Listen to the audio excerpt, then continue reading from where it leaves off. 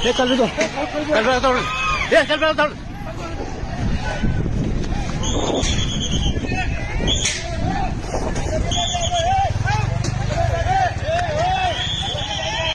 ಏನು ಘಟನೆ ಆಗಿದೆಲ್ಲ ಅದಕ್ಕಂಗ ಕಾನೂನು ರೀತಿಯ ಕ್ರಮ ವಹಿಸ್ತಾ ಇದ್ದೇವೆ.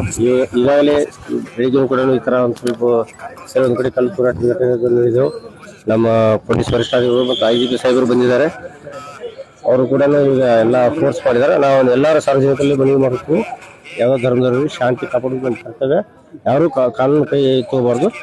ಅದರಿಂದ ಇವಾಗೆಲ್ಲ ಸಮಾಜದ ಮುಖಂಡರನ್ನು ಸಾಯಂಕಾಲ 5 ಗಂಟೆ ನಾನು ನಮ್ಮ ಕಚೇರಿಯಲ್ಲಿ ಶಾಂತಿ ಸಭೆಯನ್ನು ಕರಿತಾ ಇದ್ದೀನಿ.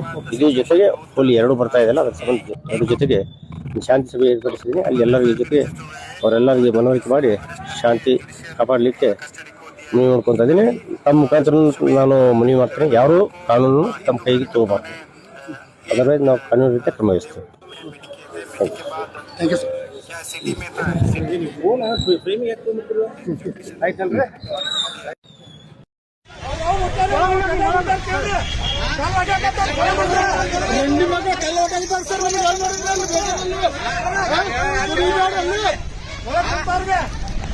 ತಾಯಿ ತಂದೆಗೆ ಊಟ ಕೇಳಿಲ್ಲ ಇದ್ರ ಬರ್ದ